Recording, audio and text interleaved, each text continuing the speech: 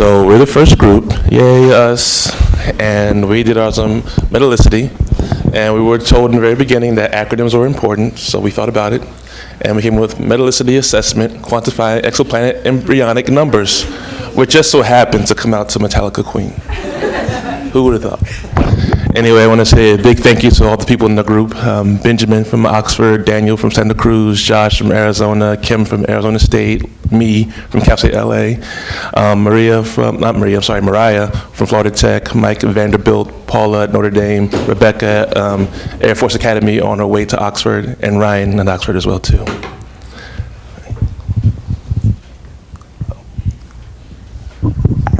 So, okay, since we're dealing with planet formation, the goal was to see how different properties of the protoplanetary disk affect the formation of the planets, and we were specifically metallicity. So our objective was to vary either the dust to gas ratio or the metallicity of the disk to see how it affected planet formation. And that's basically our question. So.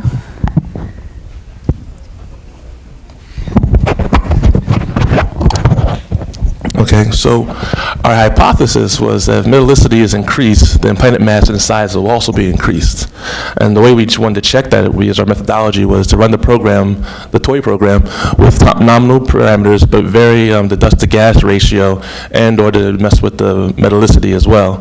And degeneracy, there's some degeneracy in the two parameters. We also wanted to vary the metallicity levels while holding other parameters constant, and just to compare the results of each case.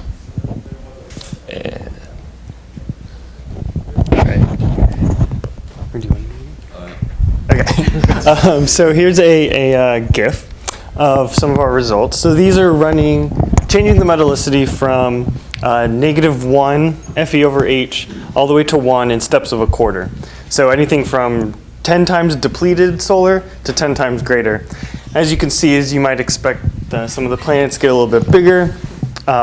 You can see you get a lot more gaseous planets, but you don't have any gaseous planets for the lower metallicities. Something that we didn't quite expect, that we'll probably talk about a little bit later, was that you do see an increase in the population of super Earths and some of the icier stuff, which is not something that we really see. We see the correlation with the hotter Jupiters with metallicity.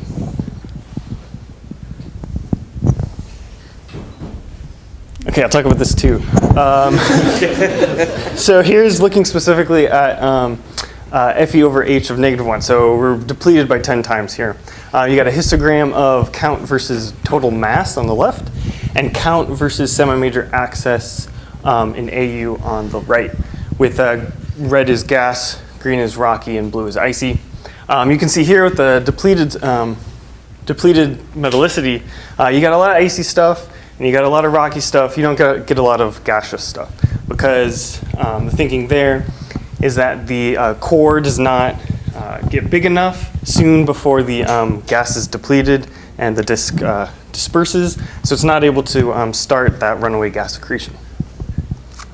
So if we increase this to kind of a solar metallicity, you can see we're starting to get gaseous planets, which is good because we have gas planets in our solar system.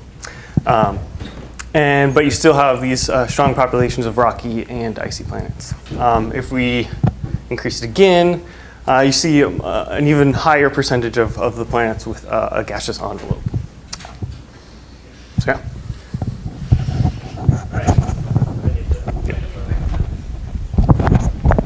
Hi.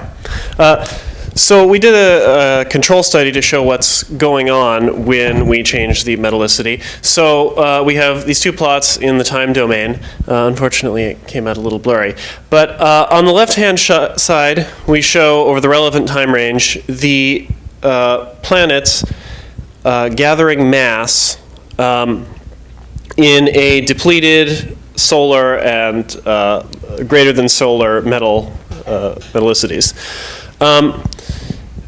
These were run for the nominal case that we were given, which is a a protoplanet at 7.5 AU, in which the disk depletes in about 5 million years. And so you can see exactly how it is that you end up with smaller and less gassy planets. it's a little more complicated. But in the case of the high metal case, in this blue line, it is able to gather metal much more quickly and pass the metal over here, past this threshold where it's able to gather gas. And so somewhere around 10 Earth masses. To be clear, the dotted lines are metal, the dashed lines are gas, and the solid lines are total. And so for the high metallicity case, it quickly gathers up a large enough core and accretes gas. For the solar case, it eventually gathers enough of a core to start accreting gas. And for the depleted case, which was only at minus 0.2 metallicity, it actually never reached the necessary amount of heavy elements to actually start accreting gas in any large quantity. And so it was mostly rocky. And then over here, you can see the migration histories for reference. The depleted case never ended up migrating very far at all. And everything stops right around 500 million years because that's when the disk is gone and there's nothing left to do. There we go. All right, so what we're taking a look at here, this is stepping back to these large populations that were simulated with 10,000 planets at each metallicity step. And again, as a quick reminder, the way that these are classified is that if the envelope is greater than 10 times the mass of the core, it's considered a gas planet. If it is less than that, then it's dependent on where the planet formed with respect to the ice line. And so one of the things that we see here is that as we change the metallicity, the fraction of the planets that are going to be these icy planets that still have an envelope that is less than 10 times the mass of the core stays roughly constant, but as the metallicity is increasing, we see that the share of gas planets increases from effectively 0 to larger and larger amounts, and that the share of rocky planets is what is primarily decreasing as we increase metallicity.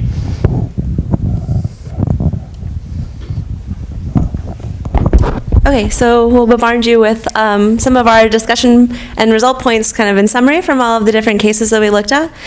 So for our single planet control case, we looked at the 3 ranges that Daniel just mentioned.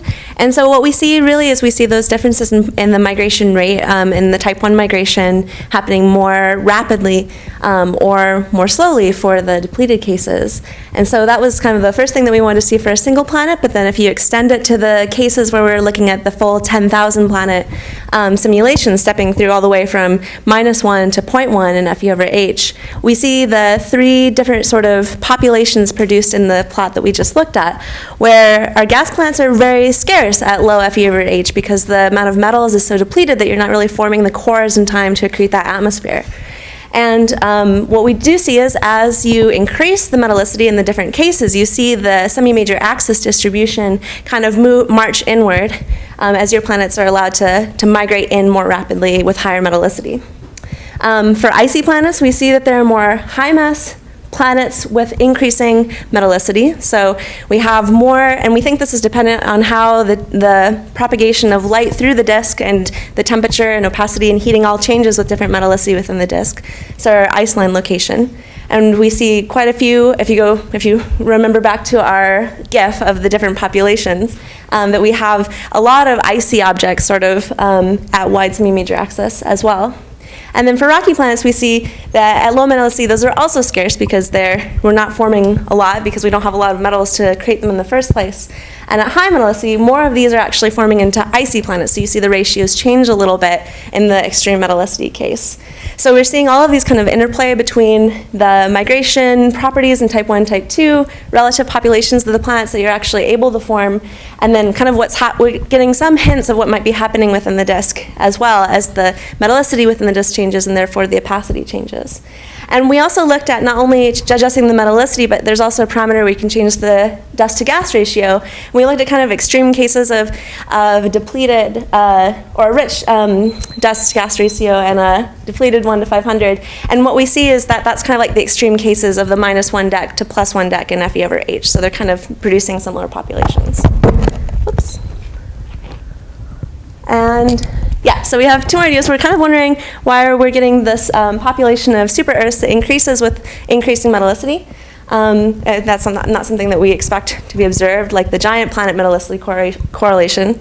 And then one of the things that would be kind of a future step is to actually look at how things like gas-to-dust ratio varies throughout the disk, because right now it's sort of like a constant that scales with surface density. But we know from observations that disk sizes in gas and dust are actually different from protoplanetary disks. So that would be something you could maybe look into in more detail. With that, we'll take questions.